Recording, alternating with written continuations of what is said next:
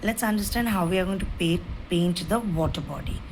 Most of the time, I've seen that anybody who's trying to paint by looking at a picture or a painting or a sketch or even a photograph, they try to capture the final look. What we need to understand is not what is seen on the top, but how to get what is visible to the eyes. So, for that, obviously, it starts with the base layer. So, have already stretched my paper in the sense like I'd already applied water and everything, but right now it's dry. So, I'm going to make sure that my brush is wet. My color is also a little watery. So, I'm just going to go very light base color and use water. And one thing that has to be kept in mind is that do not just apply color like straight, just go random effect, so that gives a kind of a natural wavy effect. This is just for the practice purpose, please keep that in mind. So I'm not referring to any picture over here, so I'm just going random from my own imagination, that how, or from my own vision, that how or where I want the wavy effect to come. Okay, so I'm using cobalt blue and Prussian blue and ultramarine blue over here, and a bit of violet. So as you see, I'm applying the color and I'm just spreading it very, I'm not like, with a very light hand. Okay, with a extremely light. And now as I'm applying the color, the water starts getting absorbed on the paper. And now is what we start reducing the water quantity in the brush. And this is the time when you take color on the tip of your brush. So I'm going to take Prussian blue a bit. It's not that you have to take Prussian blue itself. And do not hesitate in mixing colors, okay? And this is where you have to start bringing in the dark, the light effect and everything. Like, where you want. I've just added a bit of black in my Prussian blue.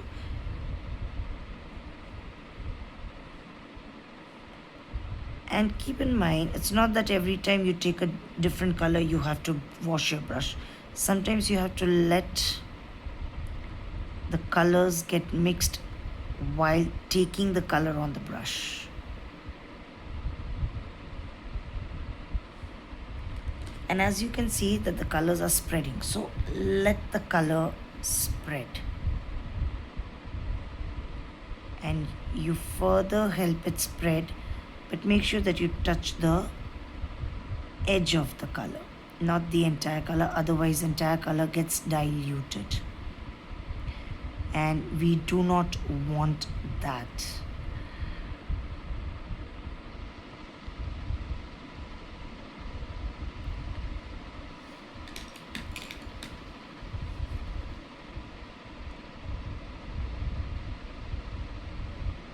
I've changed the brush here because I don't want mop brush at this point, because now I'm going to start adding a little bit of fineness and I need less water in the brush.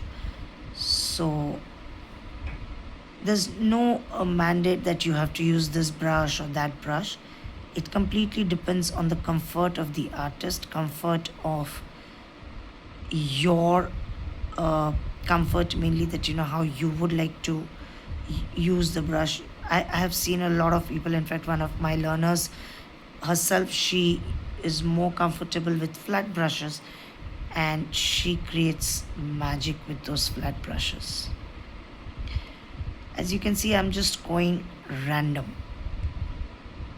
I am not applying color absolutely at one place and like a line or something, because keep in mind we are painting a natural object, or let's say a natural flowing movement object which does not stay still and it keeps flowing, so we have to bring that effect.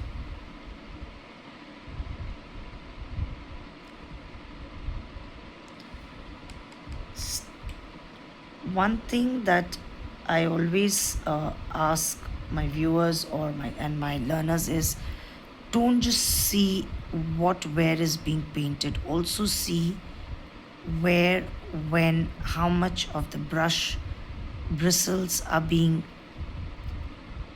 touched on the paper.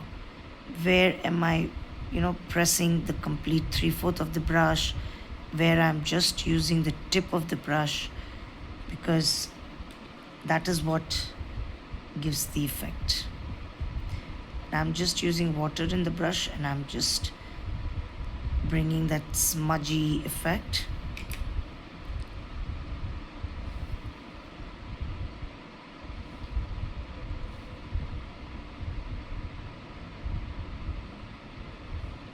And I'll just go on adding shades of blue and violet, and in between, of course, a bit of black here and there.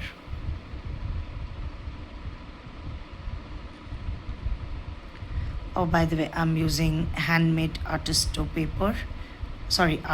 paper, and Brustro and Camlin, and one more brand of colors. And the brushes that I'm using are again Artios and Brustro and Camel Series 68.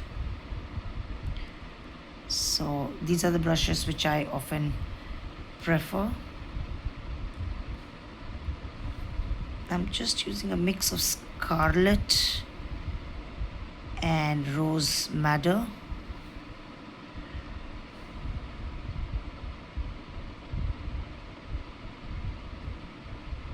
See, the other thing is that we have to also keep in mind that what colors are being used, because we end up saying a lot of color names and all, and most of the viewers, they just watch the video once and they start painting. But trust me, if you have to really follow the video and work, you should watch, and mostly you should pay attention to every step and every movement of the brush stroke, and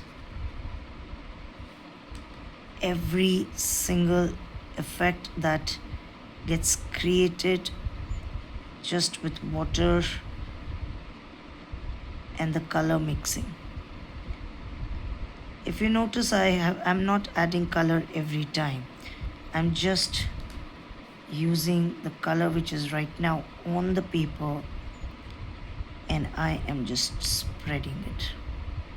So if you notice, I've already got this kind of a effect which can be turned into land also. So I'm going to move back to my Prussian blue now. It's one of my favorite blues. And I'm going to reduce and remove excess water from my brush. Just going to take color and start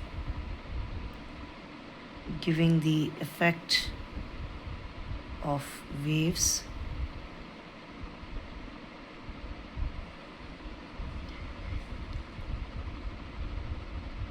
In fact, very recently, a friend of mine was showing a picture of somebody surfing, and the way the photographer had captured each and every wave was as if like somebody has painted it. Now, this is something that you have to pay attention, because this is what appears, and this is what we try capturing right on the very base layer, which should not be done. And that is what makes our entire work look dull or very dry. So I have the base color already done, and now I'm just using kind of no water and letting the rough effect being created directly, and wherever needed I will make it smooth.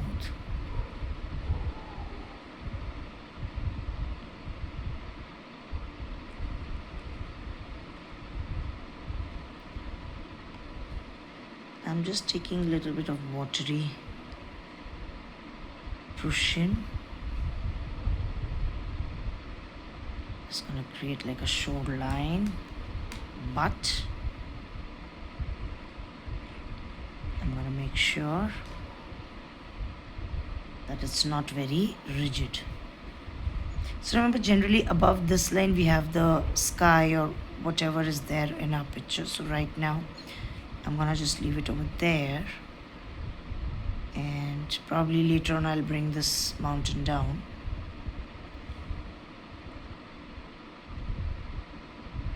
This is where now our detail work begins.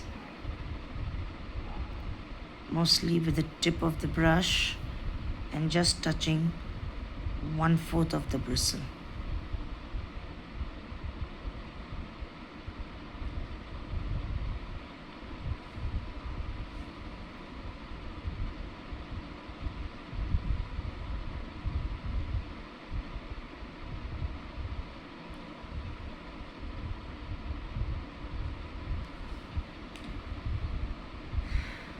So here I'm now going to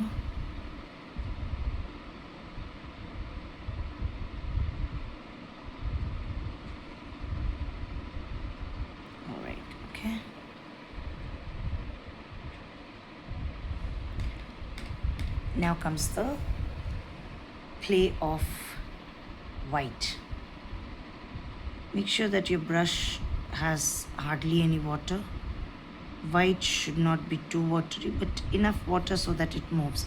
And keep in mind, with white, you've got to be very careful. And it will kind of start getting vanished in the first layer. So lesser the water in white, the better it is.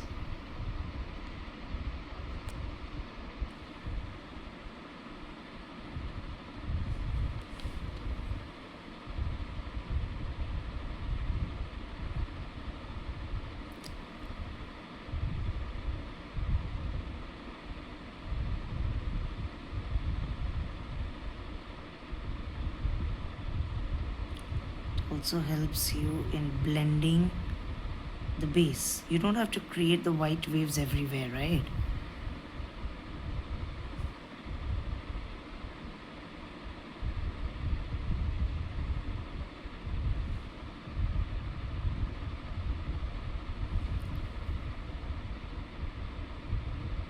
Here I'm using almost dry paint to get that rough, edgy, broken effect.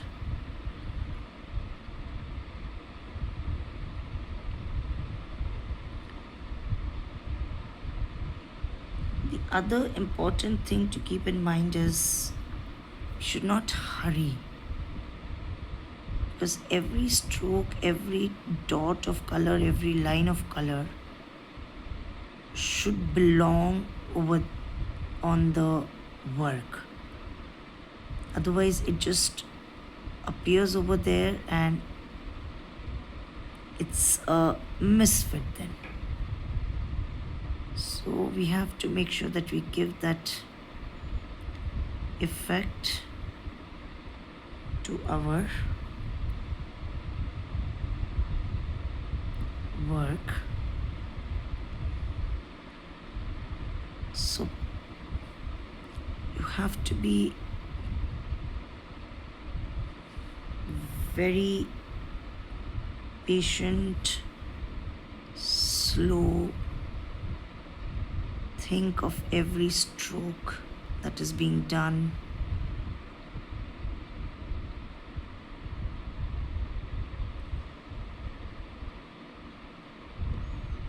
As I said, every stroke should belong to that place.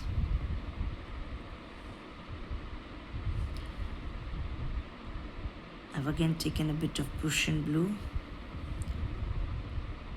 and yeah, my Prussian blue is also kind of dry.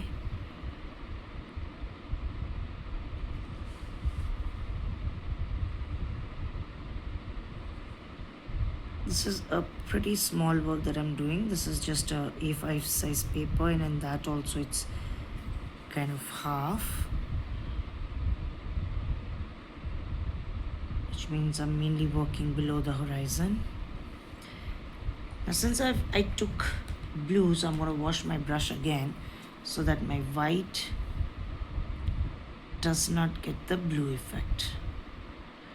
I'll remove the excess water from brush.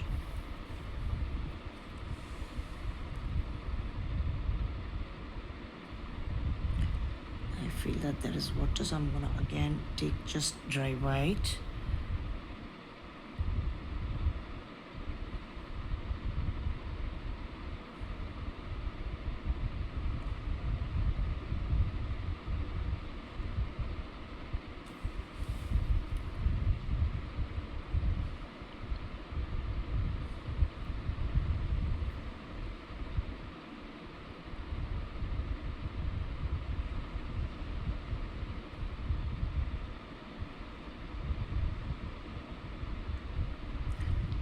And move back to a bit of Prussian and create that conflicting waves.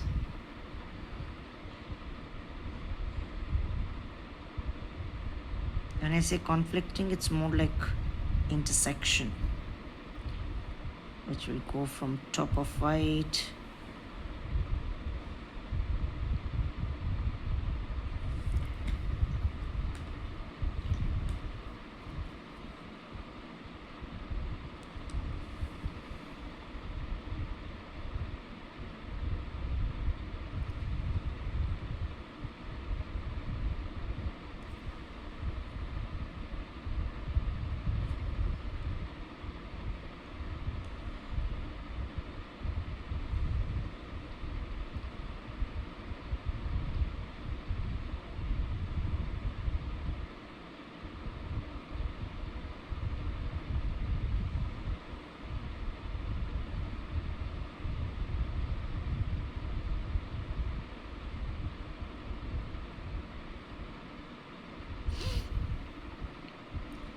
and I'm giving that rough effect.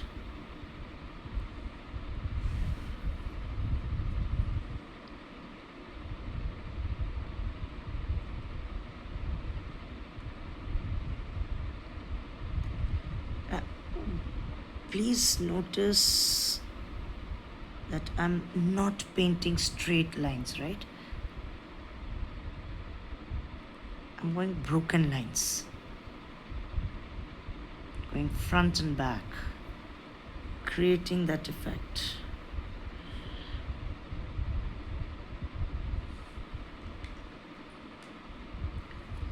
Because that is very important. Now, if you remember when we started white, we started from here. You can hardly see the white here, but you can see the white here because we've done at least 2-3 coats here of rough with little water, with no water. But here the white has almost vanished, which means a second layer of white needs to be done.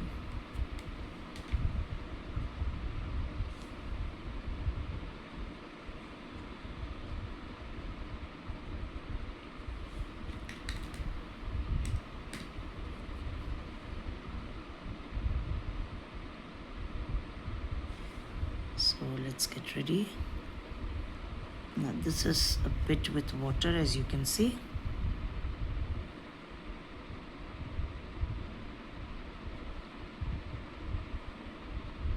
And this is dry.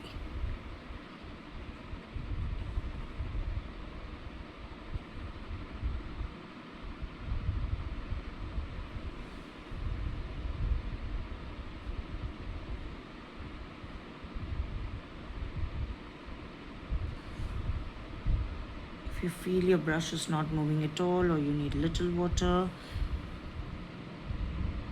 because remember, too dry also white will not be visible, too wet also white will not be visible.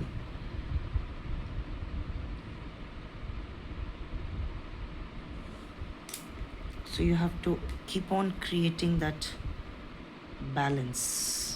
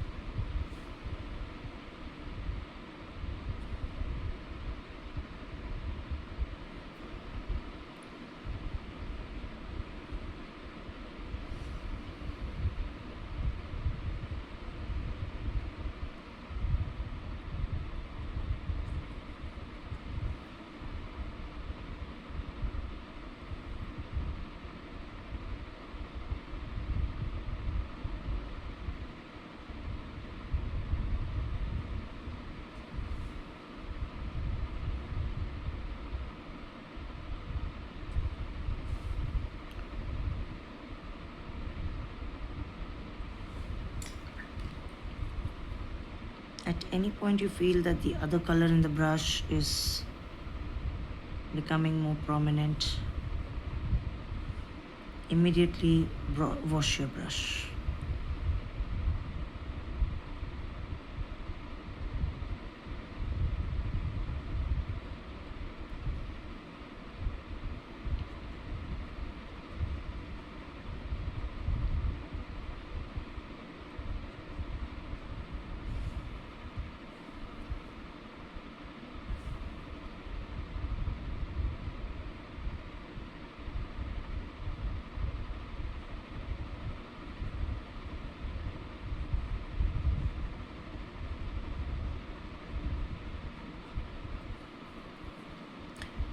Again, I'm gonna go back to white. And I'll just take a, not a drop, but I've just wet my brush with the tip. Basically, I've just wet the tip of the brush.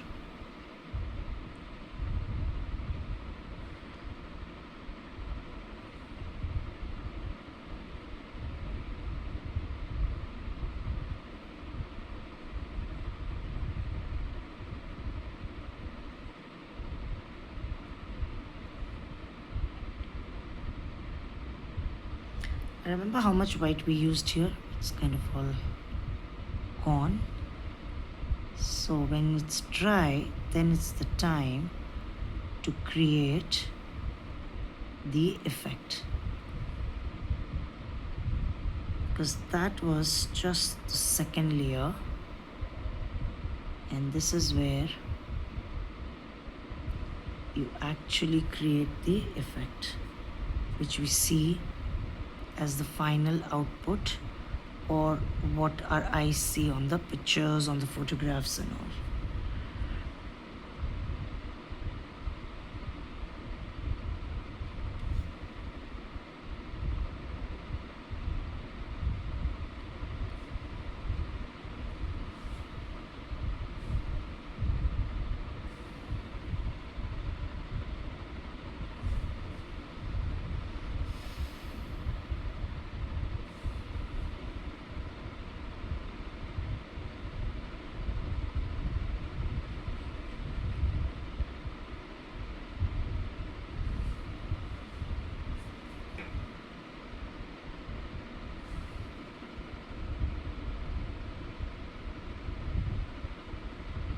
This part is not so much dry, right? So I've actually made a little more of what to say,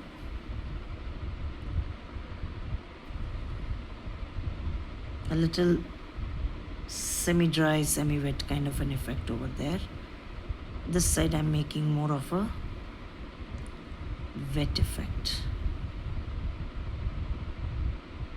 Sorry, more of a dry effect. Give that edgy, rough.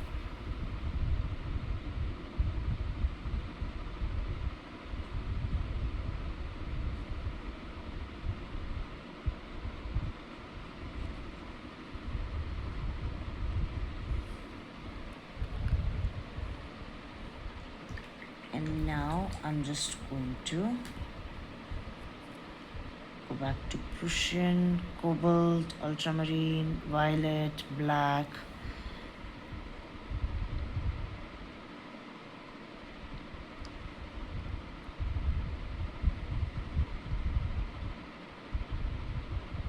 And create the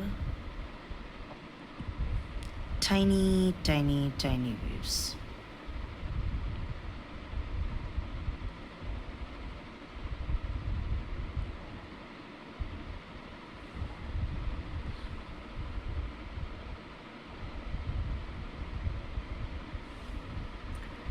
At this point, your brush cannot be dry, but your paper needs to be dry.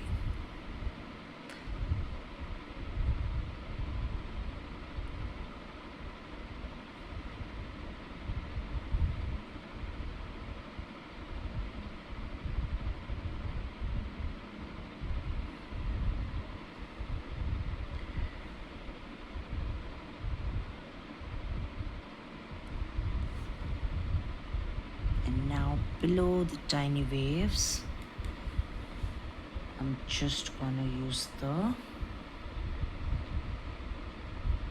watery Prussian blue.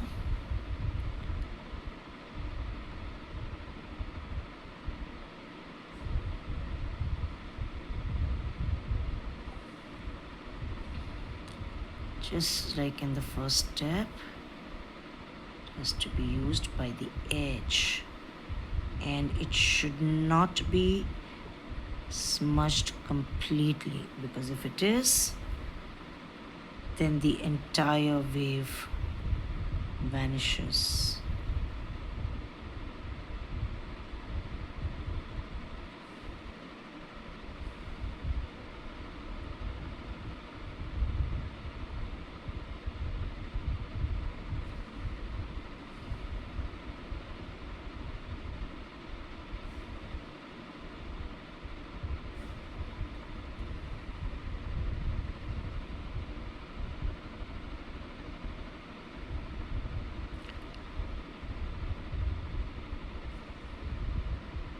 Please remember, whether it is mountain, whether it is water, whether it is land, it's just not application of color, it's application of color as per what it is required and where it is required.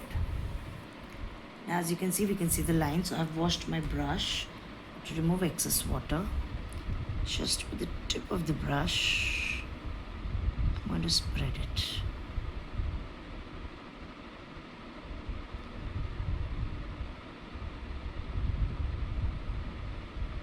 I'm going to spread in such a way that they each connect with each other, but at the same time they appear separately. When I say connect with each other, it means they appear to be the part of the base, but having its own presence too.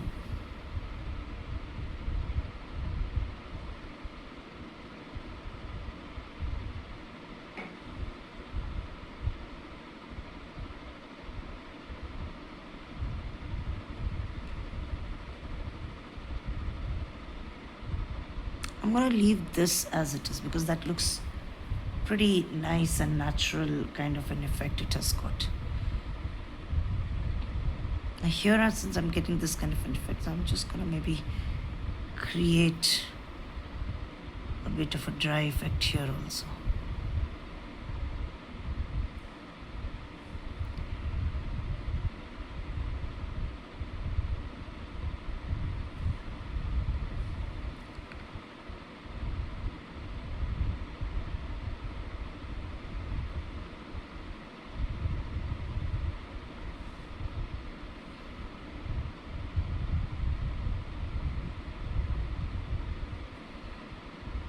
Wish I could do this in slow motion, but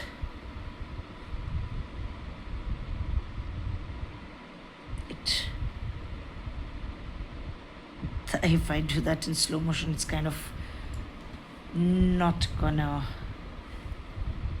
give that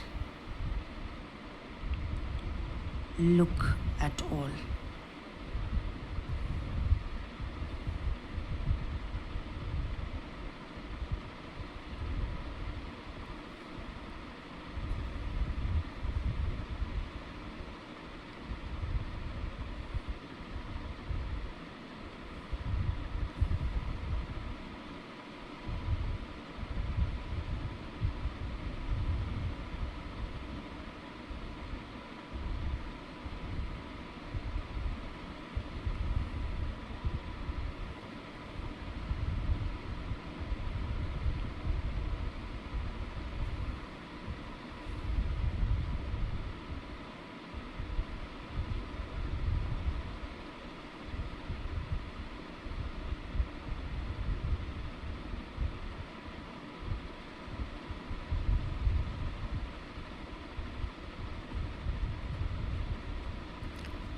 Please do focus on the movement of the brush.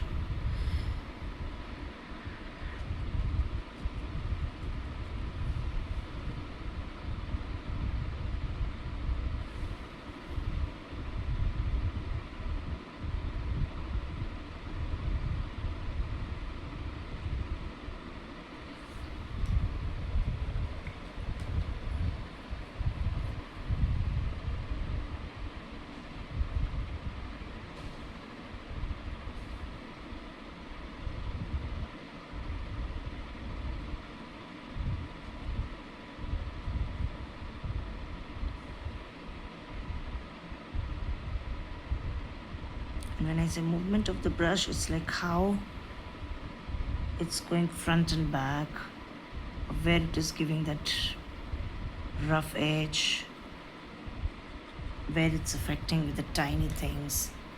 And there you go. It's more or less done. Now let's try and complete this.